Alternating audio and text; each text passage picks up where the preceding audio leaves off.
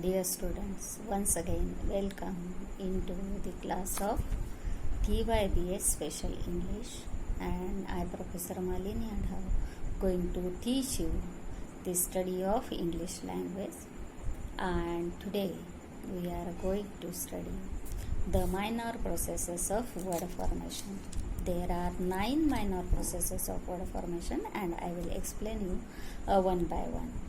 The first minor procedure, it is called as reduplication.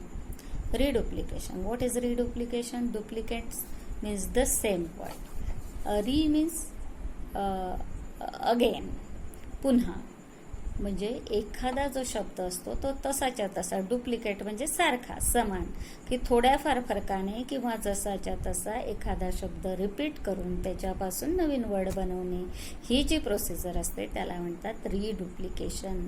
आणि रिडुप्लिकेशनने तयार होणारे जे शब्द आहेत त्या शब्दांना म्हणतात रिडुप्लिकेटिव्हज. What is reduplication? Sometimes the word is repeated the same or with some variation to make a new word. It is called reduplication. And the words which are made by reduplication, they are called as reduplicatives. For example, tick-tock, crisscross, kit-cat, tring-trong, seesaw, crisscross, bon-bon, tip-top, zigzag. All these are the reduplicatives. The next procedure, it is called as clipping. Clip म्हणजे तोडणे.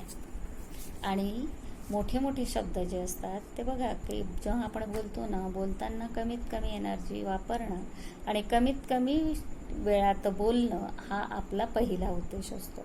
आणि त्याच्यामुळे आपण long word वापरत नाही. Long word असेल तर त्याचा शॉर्ट फॉर्म करण्याची आपली टेंडन्सी असते, त्याला अर्धा तोडण्याची आपली टेंडन्सी असते. तर ही शब्द तोडून छोटा करण्याची जी प्रवृत्ती आहे त्याला म्हणतो आपण क्लिपिंग. क्लिप म्हणजे तोडणे. So what is clipping? A long word, it is clipped, and the short word, the half word, it is used as a full word. It is called as clipping. This clipping may occur at the beginning of the word, it may occur at the end of the word, or it may occur at both the ends. की शब्द तोडण्याची ही जी प्रक्रिया आहे ना, ती कधी कधी काय असते की मोठा शब्द असेल तर त्याचा पहिला पार्ट तोडला जातो सुरुवातीचा, कधी कधी शेवटचा पार्ट तोडला जातो, आणि कधी कधी काय होतं की आधी पण आणि शेवटी पण दोन्हीकडे तोडलं जातं आणि मधलाच भाग फक्त यूज केला जातो. कशा पद्धतीने? For example, see it at the beginning. बघा, मूळ शब्द आहे टेलिफोन, पण कधीतरी आपण टेलिफोन असं म्हणतो का? काय म्हणतो आपण? फोन. म्हणजे टेले जो आहे तो आपण उडवून दिलेला आहे, त्याला क्लिप केला आहे, आणि फक्त फोन जो आहे तो आपण वापरत असतो. त्याच्यानंतर समजा काही वेळा काय असतं ना की हे क्लिपिंग जे आहे ते एंडला होत असतो. फोटोग्राफ असा मूळ शब्द आहे, पण कधी कोणी फोटोग्राफ म्हटला तर त्याला वेड्यात काढतो आपण, त्याच्याकडे खालीवर बघायला लागतो काय की हे सगळं पुस्तकी का बोलतोय आपण, कारण पुस्तकी भाषा वेगळी असते आणि आपली बोलीभाषा वेगळी असते. तर फोटोग्राफ म्हणतो का रे आपण? कधी नाही. काय म्हणतो आपण? फोटो. ग्राफ हा शब्द आपण उडवून दिलेला असतो. बघा, मोबाईल फोन सगळेच वापरतात, पण नेहमी तुम्ही मोबाईल फोन म्हणता का? काय म्हणता? मोबाईल. म्हणजे फोन हा तुम्ही कट करून दिला आहे, किंवा मोबाईलच्या ऐवजी तुम्ही सेल म्हणता. माझा सेल कुठे? तर तो नुसता सेल असतो का? नाही. Cell phone. सेल फोन मधला फोन आपण कट केला आणि फक्त फोन आपण वापरतो. कधी कधी हे क्लिपिंग जे असतं ना, हे क्लिपिंग दोन्ही बाजूंनी असतं. म्हणजे फॉर एक्झाम्पल, तुमच्या घरामध्ये फ्रीज असेल, बरोबर आहे सगळ्यांकडे. काय म्हणतो आपण त्याला? फ्रीज. तर मूळ शब्द फ्रीजच आहे का त्याचा? त्याचा मूळ वर्ड आहे रेफ्रिजरेटर. त्याच्यामधला आपण रे पण उडवून दिला आहे आणि रेटर पण उडवून दिला आहे, आणि मधला फ्रीज जो आहे तो फक्त आपण वापरत असतो. किंवा बघा, तुम्ही आजारी पडला, आता कोरोनाचा काळ हे, याच्यामध्ये सर्दी पडसं झालं की काय होतं आपल्याला? ताप आला की फ्ल्यू. फ्ल्यू म्हणतो. मूळ ह्या आजाराचं नाव काय? इन्फ्लुएन्झा. परंतु एवढं इन्फ्लुएन्झा बोलायला पण जड, लक्षात ठेवायला पण जड, म्हणून आपण काय करतो? इन्फ्लुएन्झा न म्हणता आपण काय करतो? एन पण काढून टाकतो, एन्झा पण काढून टाकतो, आणि मधला फ्ल्यू फक्त वापरतो.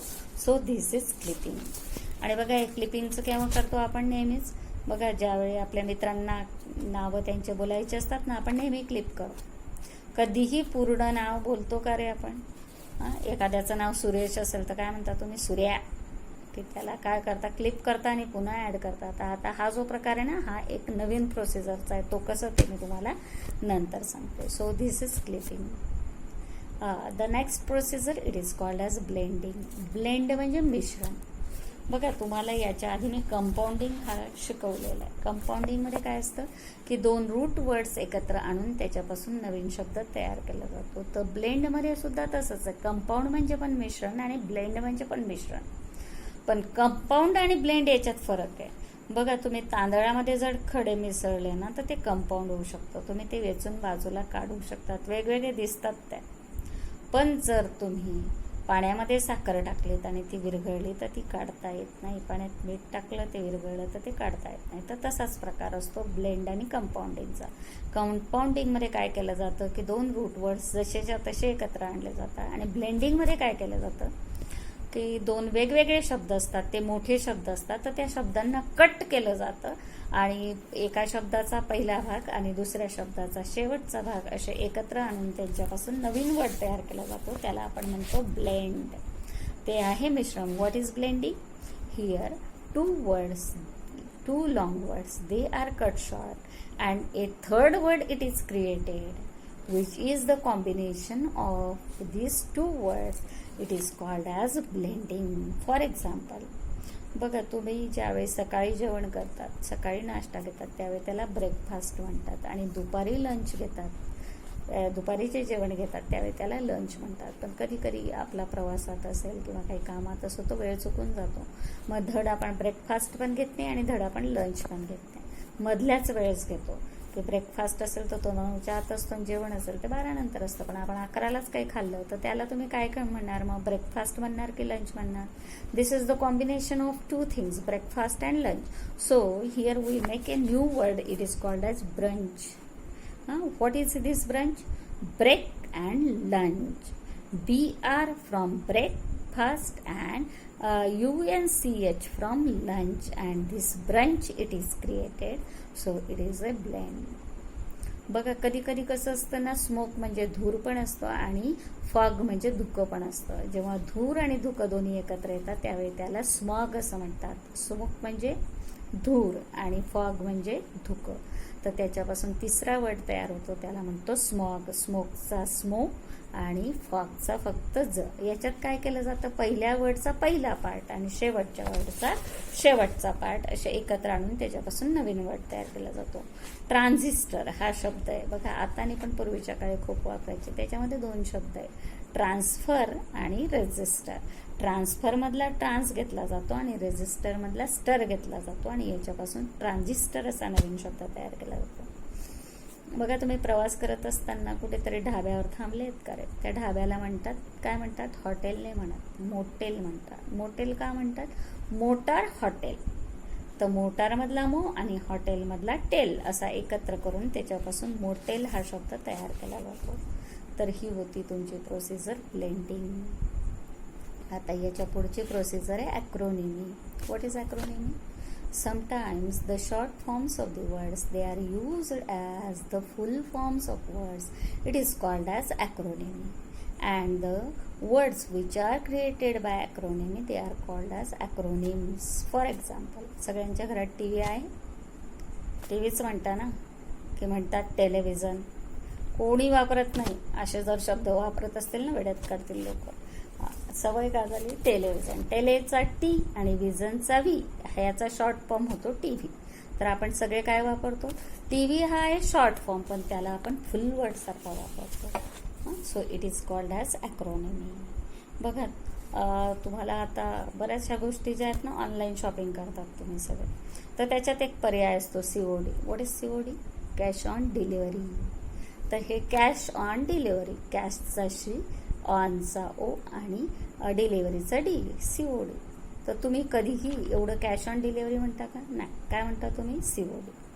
सो दिस इज ॲक्रोनिमी, की तो शॉर्ट फॉर्मचा आहे, तो तुम्ही फुल वर्ड सारखा वापरत असतात. बघा, प्रत्येकाकडे तुमच्याकडे पेन ड्राईव्ह असेलच. तुम्ही पेन ड्राईव्ह म्हणतात का रे? काय म्हणतात? PD. का PD? पेनचा P आणि ड्राईव्हचा D झाले PD. CDज असतात बघा. त्या CDs असतात. CD काय असते? Compact disc. हां, किंवा तुमच्याकडे PC पर्सनल कॉम्प्युटर असतो. त्याच्यानंतर बघा हू काय? WHO World Health Organization. किंवा बघा PF वापरता तुम्ही. What is PF? Provident fund. CL casual leave. United Nations Organization. UK United Kingdom. US United States. USA United States of America. हां, GK असतो ना तुमचा GKचा पेपर. काय असतं ते? General knowledge. हां, तुम्ही आता काय होणार आहेत? BA.